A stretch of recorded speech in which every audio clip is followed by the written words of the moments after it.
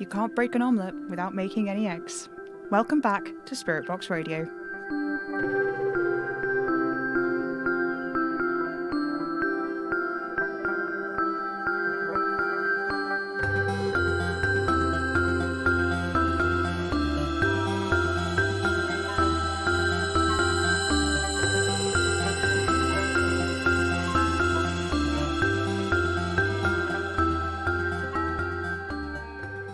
Hello, faithful listeners.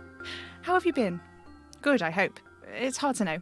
I speak to a few of you on the forums, but I know it's a small sample size. Things are hard, aren't they? It's weird how there's a limit on how much you can do and know. What's that about, you know? I don't. But what do I know? For those of you who were concerned by what happened at the end of last week's episode, I want to reassure you that it's all fine. Like I've said, things have just been a little, tense. Yeah, we'll go with tense. Ever since I realised the cats were major arcana... Yeah, okay, ever since Ruffle pointed it out, it's been harder with Oliver. I don't know, it's very... Yeah. It's hard to explain what I mean, I suppose. It's just there, this knowledge, all the time. We can't get out from under it, and it just sort of hovers above us, whatever we're doing. It's getting easier, but there are all these things we can't talk about. Not just because of the taboos, but because just, you know, difficult, like, I don't know. But anyway, I have an augury forecast for this week, would you believe? This one was folded up really small and stuffed into the lid of a pot of chili flakes. Here's what it says. By the light of Wednesday's moon, a bird flies north to east across the Yorkshire Dales. You will need a light jacket if you are taking long walks this weekend. If you have lost something, try the fridge. It may not be there, but something else you need might be. The birds fly at once from beneath the railway bridge. The end is nigh. 3 unwanted will turn before one who is loved. See the map as the crow flies, but plan your route as the mouse dives. And so concludes the augury forecast. Now, I thought that maybe what we could do today is talk about some properly arcanism things, because it's been a while since we tried to do any serious arcanism on the show, and let's just say it's been at the forefront of my mind recently. Ronnie11 on the forums actually shared some interesting stuff earlier this week that I thought would be worth looking at, so I'll share what they wrote with you, so you can see what I mean. I was thinking about how, like, arcanism represents the unknown in this context, kinda, because it's what arcanism is kind of about. In more common uses, the word arcane means a piece of knowledge that is known by a few or is difficult to acquire for whatever reason, and that's kind of what arcanists do with the stuff they learn and find out, right? So basically, arcanism is about the unknown because it is about preserving the unknowability or the limit of knowing stuff. Sam has mentioned before that arcanism is extremely reverent about stuff that's hard to find answers for, but especially stuff where you can't get a solid answer. Those are the kinds of things that arcanists specialise in and study, and I've noticed some common threads on the forums about this stuff too. There's obviously a lot of factors to think about, somewhere like this where everyone is just kind of hanging out and offering each other advice, like people obviously have different comfort levels with this kind of personal info that they share here on stuff, but I've noticed there's always a particular attention paid to stuff that we can't get an answer for ourselves. Like Sam, if you're reading this, hi, I love you. Sam is more likely to talk about stuff on air when it's not resolved as opposed to stuff that is resolved, you know? Obviously that doesn't make sense because the broadcasts presumably go out to more people than the few hundred that are here on the forums, but it's interesting that, like, he's got some kind of arcane inheritance of some kind, but he seems to just go against what arcanism is about in that way. Like, obviously, we've been new that the show is not really very arcanism, despite the fact that Madame Marie was an arcanist. Kinda, but that's for another post and another day, so if you get me started on that, we'll be here for weeks, I swear to God. Just feels pretty interesting in reference to what's been going on lately, like with the speak and will be heard thing, I don't know. Like if you think back to the last letter that Nagi said and what Sam was talking about ages ago when they were saying that the point of what arcanism does, it's not just about straight up looking for answers and stuff. They do look to solve riddles and they are working hard to learn things, but they're doing all of this by themselves. And it's the community aspect of what's going on here on the forums that makes it a thing, you know? Anyway, the main thing really is that Arcanism does not necessarily hate answering questions, but it's like individualist. Does that make sense? Like, it's for sure not interested in sharing answers with anyone, but finding things out about yourself is fine, as long as you keep those things to yourself. It's just weird to me because that's actually a way better way to think about what the word arcane means anyway, and it sort of even makes more sense that it's called Arcanism, you know? This is a pretty concise definition of what Arcanism does, if you ask me, and it's interesting because this does line up with a lot of the stuff I've been thinking about personally when it comes to what's been happening with the scaremongers.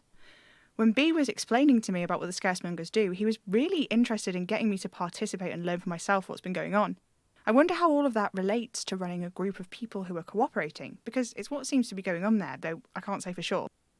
It's strange for Arcanists to come together. It goes against everything I've come to understand about how Arcanists have individual.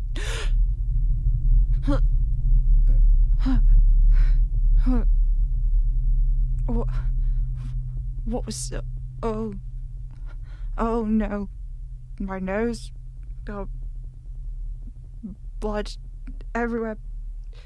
Cuts, tissues. What is this? I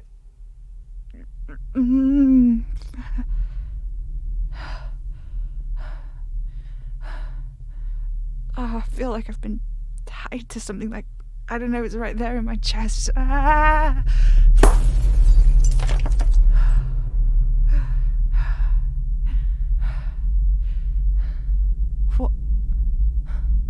What is this? I'm so dizzy. Oh no.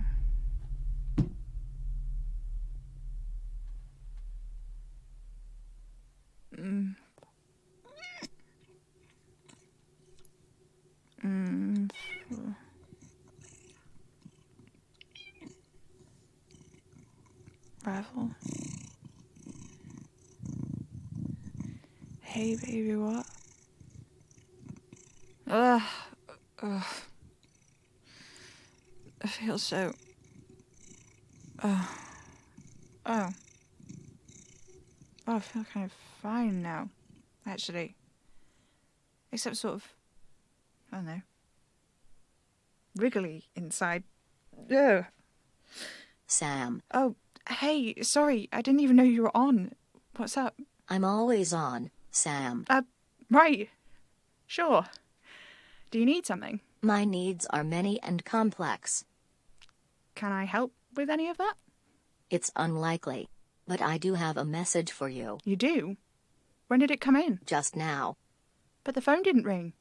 Oh, do you think it might be Scourge? No. I think it's a connectivity issue, actually. The call came in from Patagonia. Patagonia? Oh, Kitty! Oh, please, can you play it for me? I certainly have that capacity. Will you play it? Please? All right. Start of message. Hi Sam, good news. We found the sins and your thing worked. Your trap worked. Well played, bastards. Anyway, the moment I get out of this trap is the last moment you have eyes. Bad news, they're gigantic pains in the arse. I'll snap you like a twig, bug witch. Anyway, going to have to take a lot of back routes. There's not going to be a lot of opportunity for communication, I'm afraid, but I'll check in where I can, however I can, alright? I can't decide what's worse, that we're trapped or that we've been trapped by you two. Can it, Slimy? Slimy? Surely you can do better than that. You do sure go on, don't you? You know, I can't believe you talked me into this. They better be worth it. End of message. Oh my god, she did it! She's doing it! She's bringing them here! I have so many questions, my god. This is going to be so useful. I wonder how long it'll take. I'm not sure, but I doubt it will be speedy. Still, she's on her way. I can't believe Rytidia managed to find her. She didn't call to say she was setting off or anything. I wonder how she got there. But it only took her a week to reach them, so that bodes well for how long it'll take them to get back, right? Yes, though Rytidia is one bog witch. They are now a party of 5, 3 of whom aren't going to be very cooperative about traveling, I imagine. Yeah, that's a point. Oh. Huh. That's interesting, actually, isn't it? What Kitty said. My thing worked. What thing? The sigil? I don't know what it was for, and it was right after I... The True Arcanist Tarot. Where are you? And the spyglass. Spyglass too, yes. How to phrase this? Yes. Did Kitty use my sigil to bind the sins? Oh, good. Okay. Threads of the Arcane. There. The first card, ignorance. The second card, ingratitude, then indifference, then the skull and the crown. And oh, the threads there. They're leading from the deck back to me. To my pocket.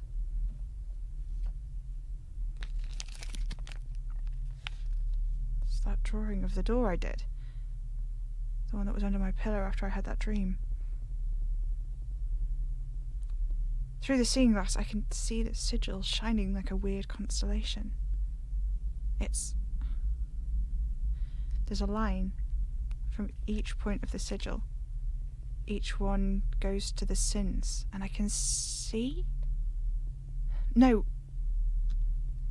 It's more like a feeling that it goes all the way to them. The real inconvenient sins, wherever they are, and... Oh, this feels extremely...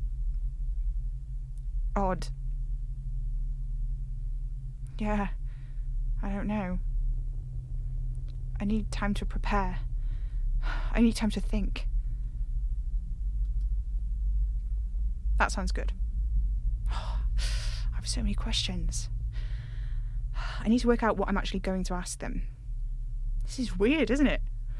We have captives. Oh, it's not funny, is it? Oh, but it kind of is. Major Arcana of the Man in the Flat Cap and my sister and Rytidia have trapped them. Ooh. Oh, this is good. It'll be good. I can finally find out what they were going on about with mistaking Madame Marie as the heir apparent. Ask what they know about... Oh, hang on. I just thought of something. How novel for you. Shh, don't. Oliver is bound by so many taboos. They're on so many random things, you know? So, like, how come the Sims were able to speak so freely about their mistakes? Why wasn't that taboo? It's likely a complication the man in the flat cap wouldn't have considered. I guess. But you know, why not? Because, I don't know, he's met them, right? Presumably.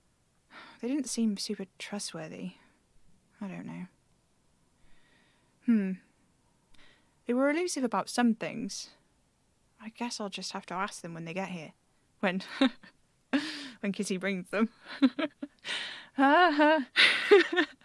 Wow, why is this so funny? I'm happy you're amused. Me too. I'm also nervous. I'm so nervous. I've never had captives before. What do you even do? Don't ask me. I only recently achieved autonomy. Point. Gods. I should make a list of questions, shouldn't I? Yeah, that's what I should do. Oh, am I enjoying this too much? Nah, they did try to kill me. I think it's okay to be happy to catch the people that tried to kill you, right? Especially as they tried and succeeded. Yeah, they did. And they hunted Kitty for ages in the impossible house. And they killed Oliver. Just a fluke that both of us are apparently... I don't know. It's hard to make it stick, I guess. Oh, I will ask about that too, whether they thought I was actually going to die or not. I think they did. They seemed pretty gutted that I didn't they? Yes. Oh, I have so many questions. So many.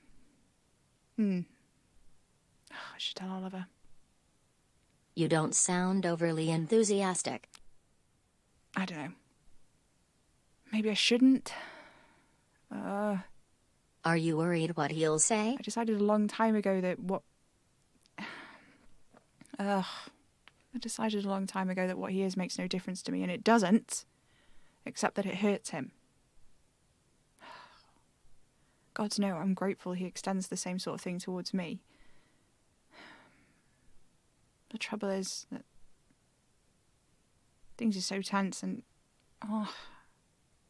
when I'm stressed I find it harder to stay on top of the magic thing. I find myself accidentally commanding him to do stuff, and I can shut down conversations entirely by mistake just because I'm too uncomfortable. I should be able to walk away if I need, but I shouldn't be able to veto the whole topic, especially not so much that Oliver literally cannot bring it up again, even when the tension of the moment is gone and I've forgotten it even happened. It's hard because I love him. Yeah. I don't know what I thought loving someone would be like. I don't know that I ever really thought about it at all.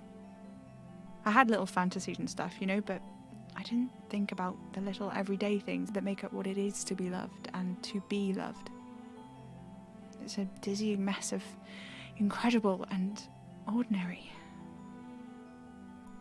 When we spend a few days together, there'll just be these things he'll just do, and it'll be like, it's small things, like I'll get up and he'll have made coffee and pastries and they'll just be there, and he'll be standing at the counter in his little kitchen above the shop. In the mornings the sun comes right through that window, and of course because it's Oliver, the whole windowsill is rammed full with herbs in pots. I always thought that green was a cold sort of colour, but when the sun hits the leaves and Oliver is standing in that window framed by herbs looking out at the street below, I think green is the warmest colour of all. At once I feel so special and so normal.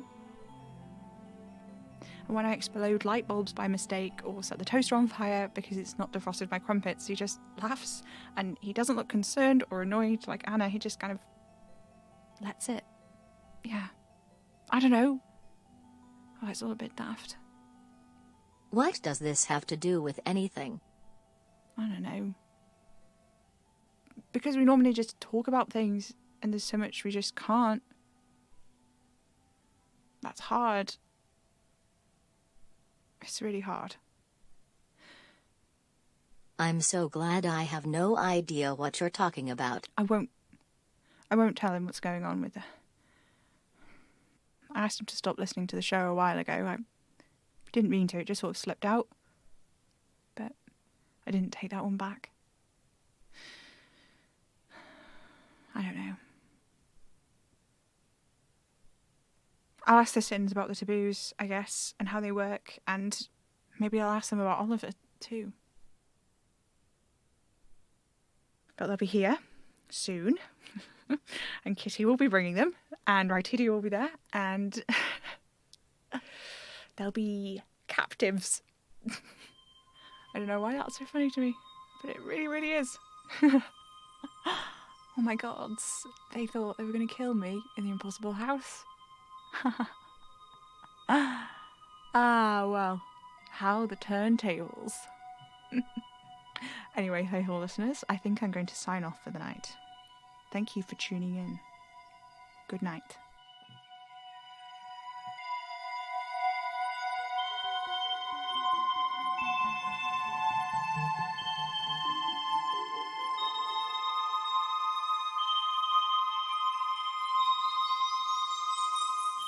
Spirit Box Radio is a podcast created by Pippin A. Major, distributed by Hanging Soul Studios under a Creative Commons non-commercial Share-alike 4.0 international license.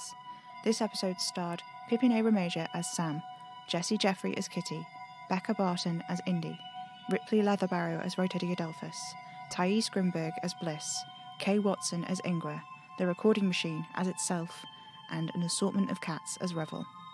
Find more info at hangingstallstudios.com and consider supporting the show on patreon.com/hangingstallstudios for early access to new episodes and shiny bonus content, including brand new bonus short stories coming very soon. Spirit Box Radio is recorded in front of a dead studio audience.